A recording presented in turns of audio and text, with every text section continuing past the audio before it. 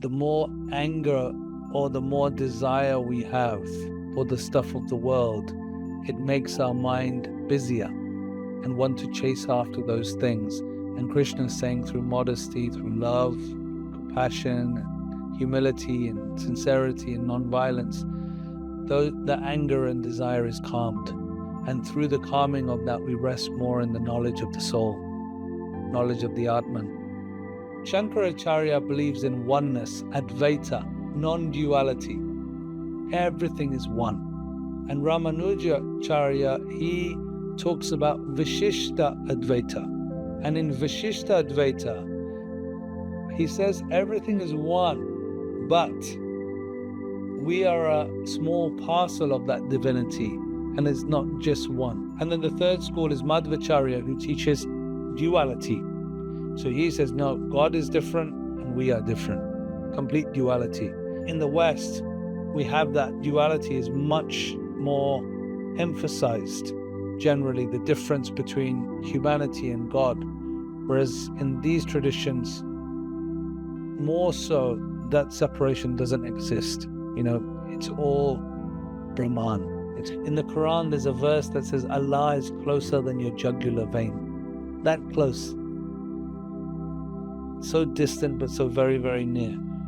The stars, the moon, the planets, every living being, every non-living being, everything that exists and that does not exist is hidden within the cave of your heart.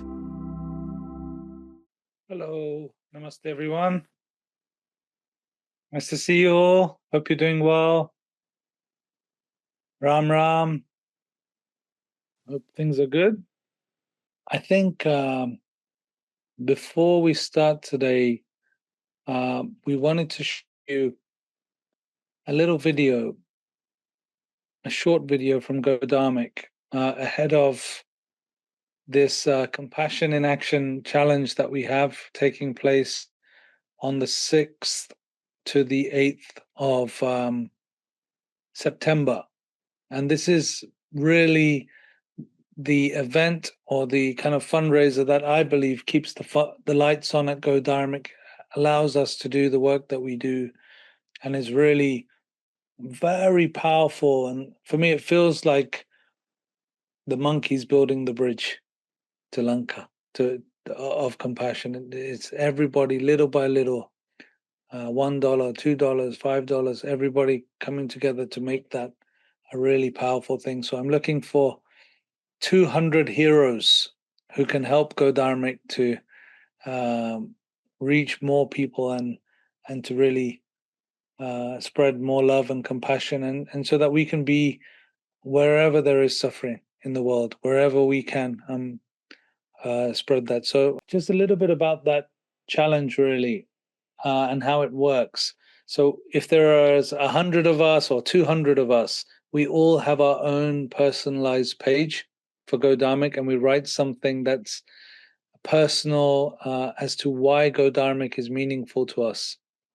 And then we share that link over WhatsApp or text message or email to friends or contacts or colleagues, and request them to support the cause we work for: food poverty alleviation, disaster relief, environmental projects, and really this vehicle of compassion and dharma that we are blessed to work with and to try and create. So that's the thing. And the title of this year's campaign, Compassion in Action, really comes from a tagline that Ram Dass gave for Godharmic when I discussed with him, but also it's the title of a book that he wrote, Compassion in Action.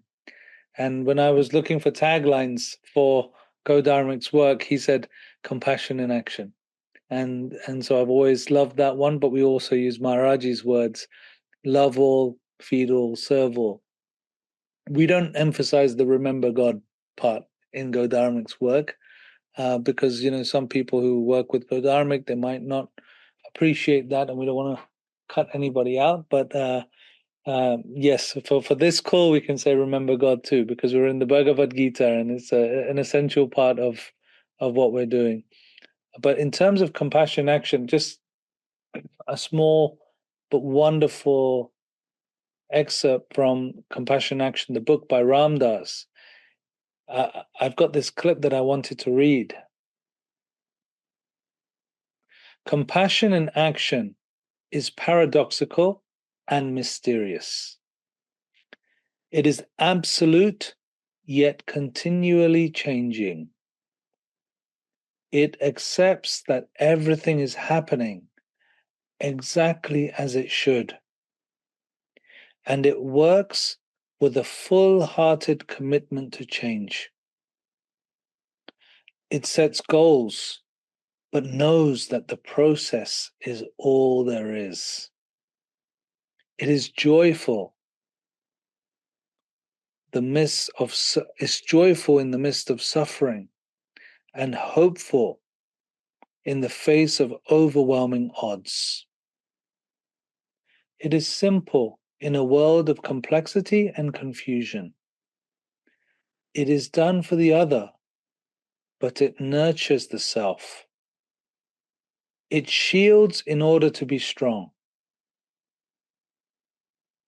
It intends to eliminate suffering, knowing that suffering is limitless. It is action arising from emptiness. I just found that really captures Godharmic's essence, that we know that suffering is limitless, but yet we act. And through that action, it is warming our own hearts, polishing the mirror of our own hearts. And Maharaji said that when somebody asked him, how do I become enlightened? He said, go and feed the poor, go and serve people. Don't think about yourself for a short while.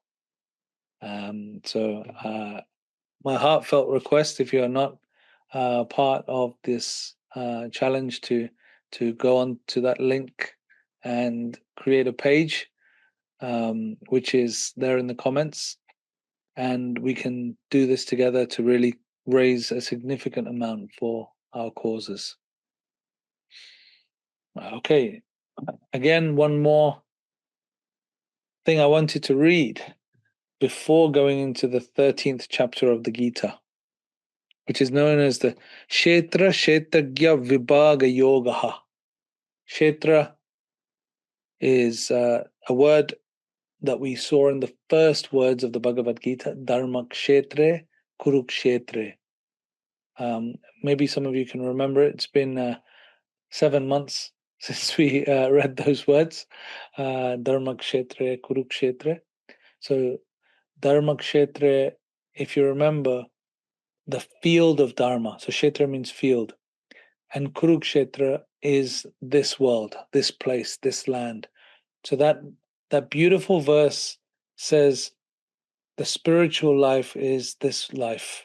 There's no spiritual and material life. The first words of the Gita. That's how I interpret it. But it's the field of Dharma is right here in our decision making in the world. It is the first message of the Gita. And now this chapter, chapter 13, is about this field of action and its knower. So what is the field of action? It's our mind, it's our body, it's this world, everything, all of the material world. When all of creation, all of Prakriti, this whole world is the field, including our bodies. So what is the knower of the field? In the context of the Upanishads, it would be Brahman. In the context of the Gita, it's God. The knower of the field, and then the field.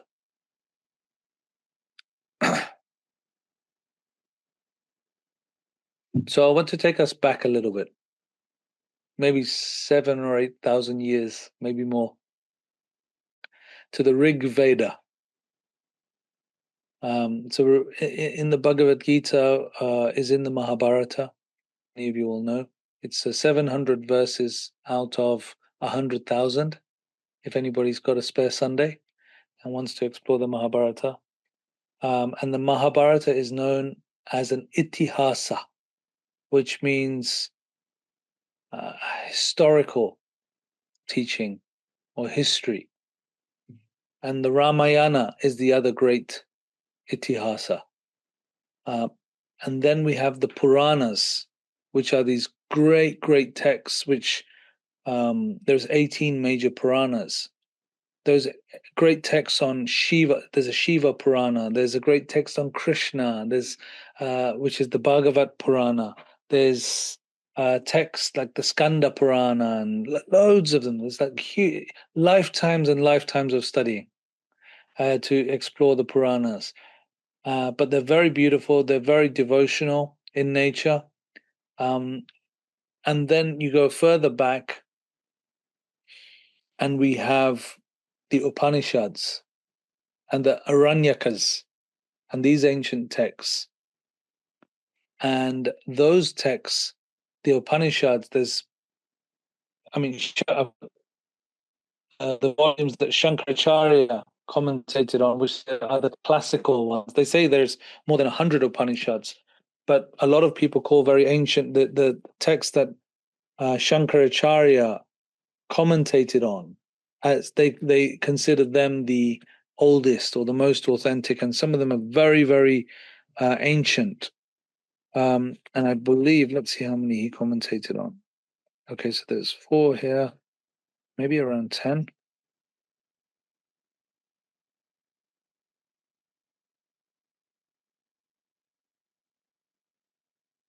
I think there's 9 in these 2 volumes.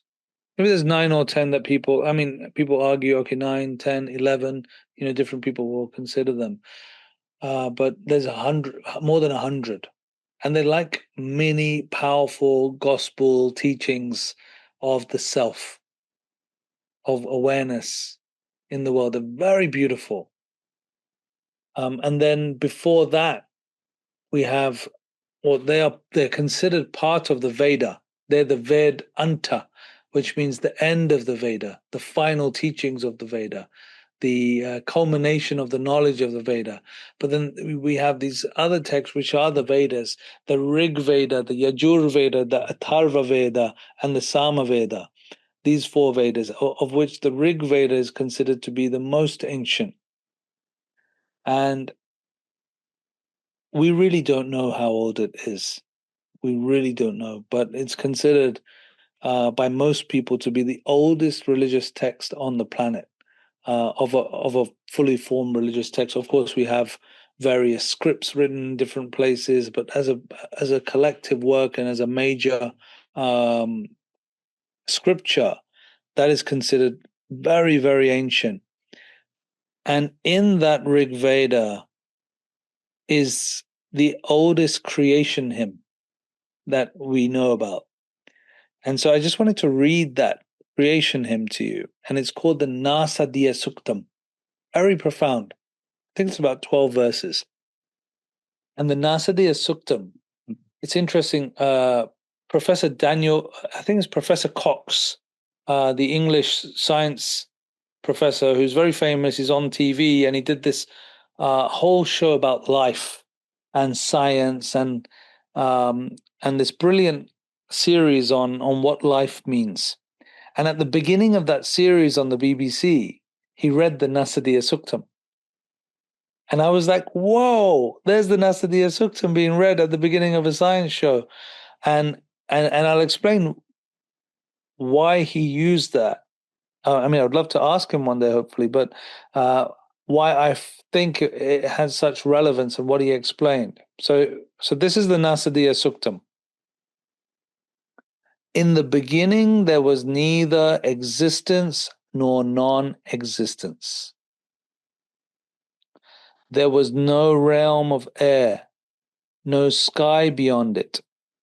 What covered it? Where was it? Who was keeping it? Was there cosmic water in the depths unfathomed. There was neither death nor immortality there. There was no sight or night or day. The One breathed without breath, by its own power alone. Beyond that, nothing else was there. In the beginning there was darkness, enveloped and hidden by darkness. All this was like an indistinguishable sea. That One arising out of the void, stirred by the power of its own heat, came to be. Desire arose in the beginning. Desire was the first seed of the mind. The saints and sages, searching within their heart's wisdom, found the bond between existence and non-existence. But who truly knows? Who can declare it? When was it born? When did this whole creation come to be? The gods, of course, came later. Who then can know? Who can declare it?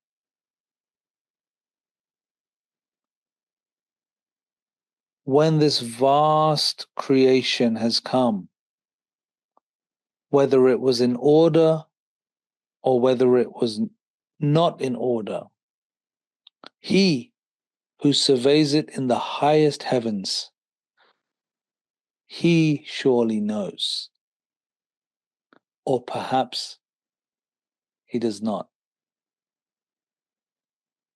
And I think it was that last line that really got Professor Cox, because it has that element of awe and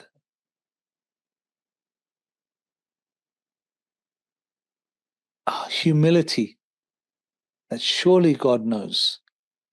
Perhaps even God doesn't know the greatness of it all, the existence that's out there. And that's the Nasadiya Suktam, which is in the Rig Veda.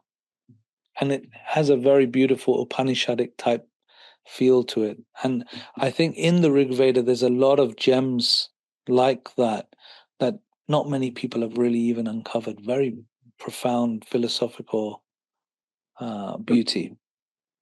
And why I'm sharing that is because as we go into chapter 13, we spoke about love so much for the last 3 or 4 weeks, bhakti, which is the path that I follow, that I love. But the Upanishads and the wisdom and the philosophy helps us to really live from that heart space. And it expands our own mind and intellect idea of God, of divinity, of the divine, to be all things, or to be vast and not limited to only one being. So this chapter is about this world, our bodies, our being, and the one who knows that. Or, as the Nasadiya Sukta says, maybe the one who doesn't know that.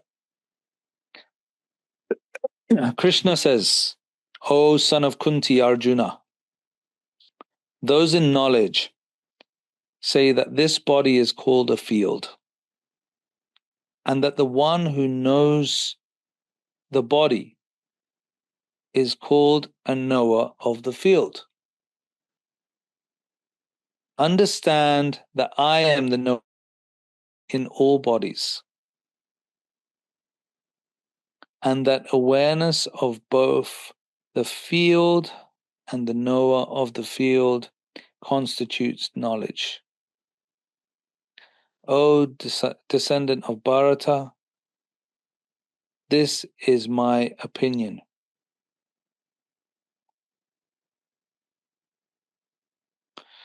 there's a lot of tongue-twisting words in this part of the Gita, and even the chapter is called Kshetrajna Vibhaga Yogaha. It's a really long. Kshetra is the field, and the knower of the field. So it's the yoga of the field and the knower of the field.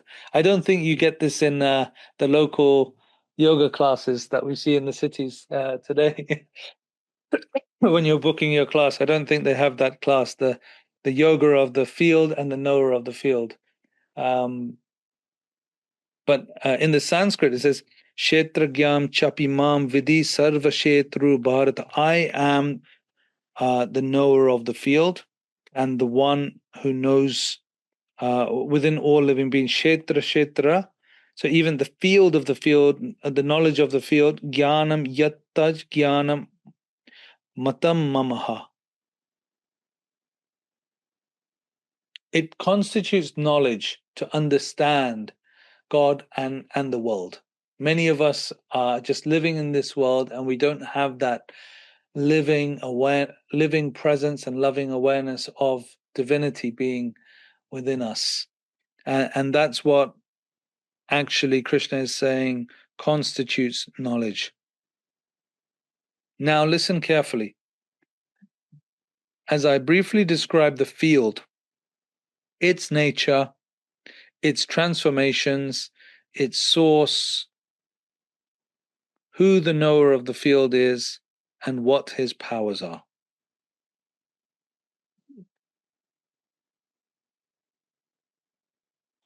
The sages have spoken of this matter in Vedic hymns. Vedic hymns would be one of the hymns we just recited was the Nasadiya Suktam.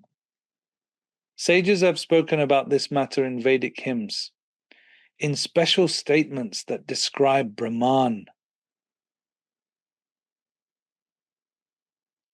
Of course, we're thinking of the Upanishads there. So we have the Vedic hymns, special statements about that describe Brahman through the use of analytical reasoning.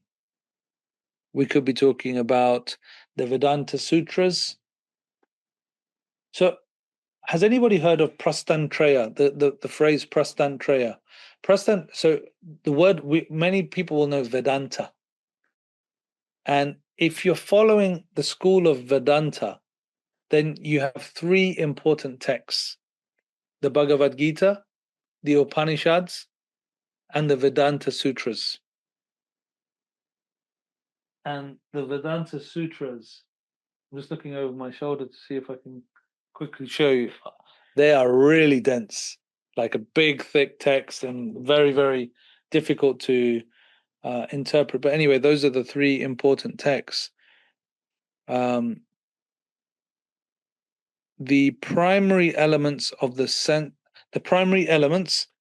of self, the intellect, the unmanifest, the senses, the five sense objects, desire, hatred, happiness, distress, the aggregate of all consciousness in the world, will, these, along with others, and all that changes, constitutes the field. So really listing what is of the field. Now, what is knowledge?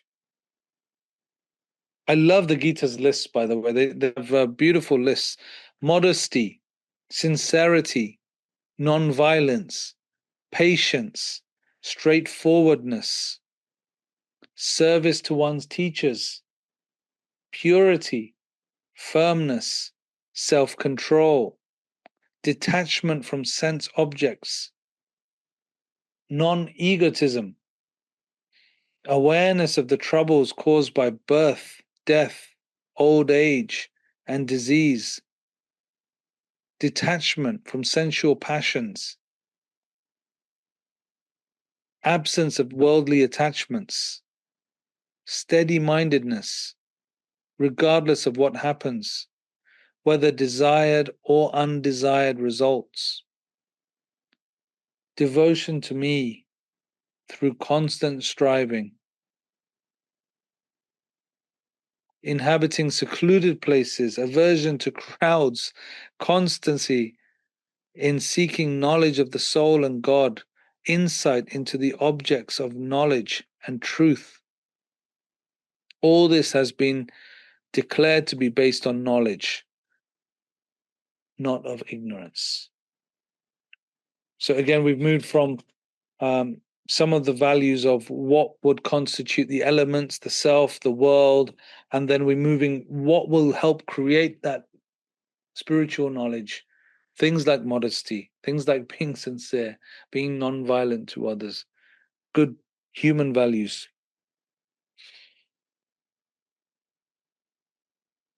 And if we think of that example, that the more anger or the more desire we have for the stuff of the world, it makes our mind busier and want to chase after those things. And Krishna is saying through modesty, through love, through compassion and humility and sincerity and non-violence, though the anger and desire is calmed. And through the calming of that, we rest more in the knowledge of the soul, knowledge of the Atman. Now, the object of real knowledge. In verse 12, I shall now speak of the object of all knowledge, knowing which one attains immortality. It is Brahman, without beginning, and it is dependent upon me. It is said to be neither Sat, which means truth, or Asat, which means non-truth.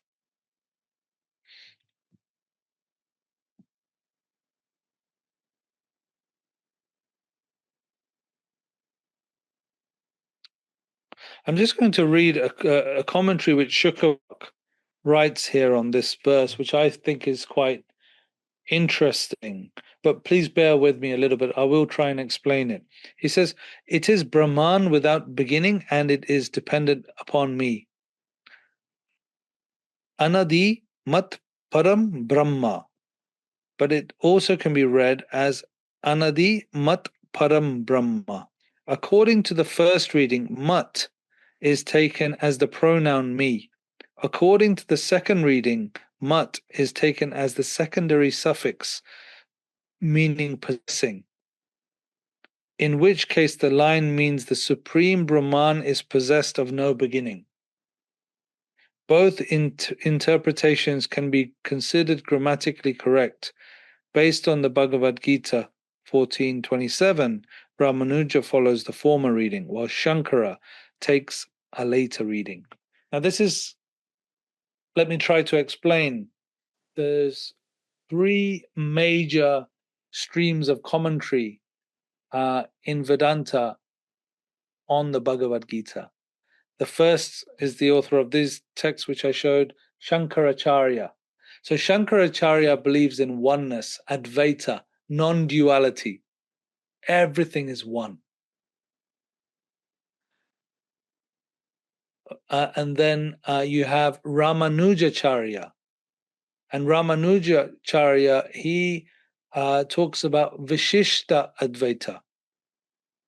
And in Vishishta Advaita, he says everything is one, but we are a small parcel of that divinity, and it's not just one. So it's a kind of small philosophical difference that they have through the commentarial tradition. And therefore, when these small grammar changes, the various teachers will interpret them differently. But ultimately, they come to the same place. And then the third school is Madhvacharya, who teaches duality. So he says, no, God is different and we are different. Complete duality. And I think in the West, we have that duality is much more emphasized, generally, the difference between humanity and God. Whereas in these traditions, more so, that separation doesn't exist. It's all Brahman, it's all one. So I just wanted to share that verse 12 can be interpreted in slightly different ways, but ultimately saying that Brahman is infinite and without beginning, and Brahman is God.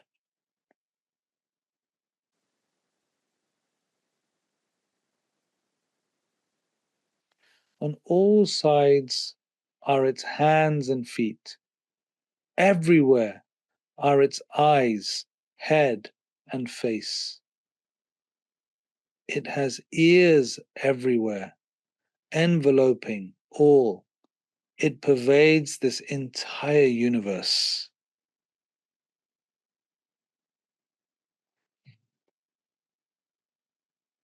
I think I'll read that again. On all sides are its hands and feet.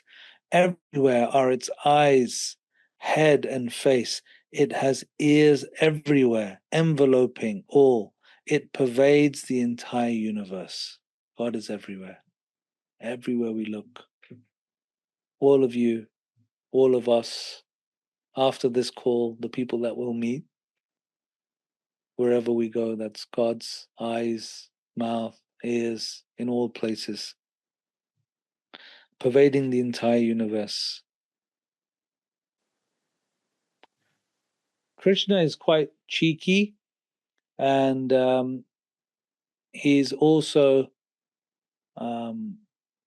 wouldn't pass his GCSEs in England because he's a plagiarist. So this verse is lifted straight out of the Upanishads, the Kshetra Upanishad, and you will find in the Gita. Perhaps this is something ChatGPT can help us with, to find how many of the verses in the Gita are directly stolen from the Upanishads by Krishna, and we can cross his marks off, because there's a lot of verses here from the Upanishads, but they're told in a coherent way. So I guess they're validating the Upanishads. Devoid of senses, it illuminates the function of the senses. Devoid of senses, it illuminates the function of the senses. Again, another verse from the Upanishads. It exists within all things as well as outside of all things. It is moving as well as unmoving, and due to its subtle nature, it is unknowable. It is both distant and yet very, very near. It is distant, but yet very, very near. In the Quran, there's a verse that says, Allah is closer than your jugular vein. That close. So distant, but so very, very near. This again from the Upanishads. So the last three verses, 13, 14, and 15, completely lifted from the Upanishads. Existing within every single living being, outside of all things, it is moving as well as unmoving. It is due to its subtle nature. It is unknowable. It is both distant and yet very, very near. Undivided, it pervades all things, and yet it appears divided. It is known as the source and the destruction as well as the maintainer of all things. These verses, for me, help me to understand God. This 16, undivided. Maharaji's main teaching, sabek, it's all one. All one, undivided. It pervades all things, and it appears to be divided. That's an illusion, the apparent division of divinity. It is known as the source and the destruction as well as the maintainer of all things. So those who know Hindu cosmology, Brahma is the creator, Vishnu is the maintenance, the force of maintaining this world, and then Shiva is the force of destruction or ending. And so Brahman here is being told as all three. If you've ever traveled to Bali, you can see quite an older form of Hinduism than in many of the modern forms that you see in many places in India, apart from some of the very old temples. And they have these beautiful temples where you have Brahma, Vishnu, and Mahesh, Shiva, and then above that they have a chair. And above that, on that chair in Bali, the temple, there's an empty seat, which is the unknowable, the Brahman, the Ek, the one. And it's quite interesting to see that in Bali, which many of those ancient temples have been preserved. And I kind of felt that Brahman being understood through ritual practice quite strongly there. Undivided, it pervades all things, and yet it appears undivided. It is known as the source and the destruction, as well as the maintainer of all things. Of lights, it is declared to be the light that is beyond all darkness. It is knowledge, the object of knowledge, and that which is attained through knowledge. It is situated in the heart of all beings.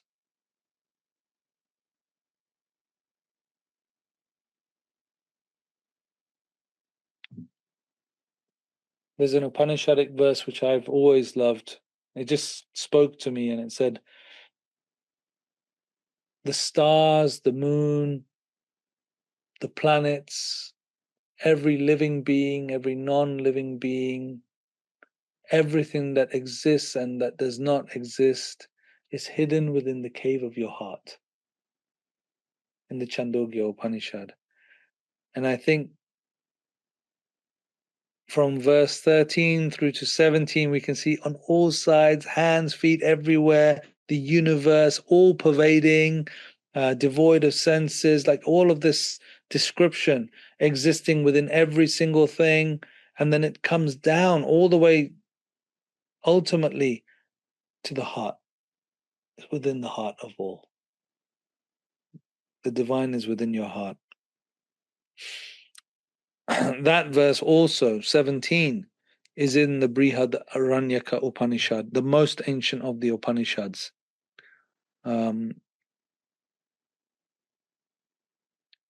Thus, the field, knowledge, and the object of knowledge have been described in brief.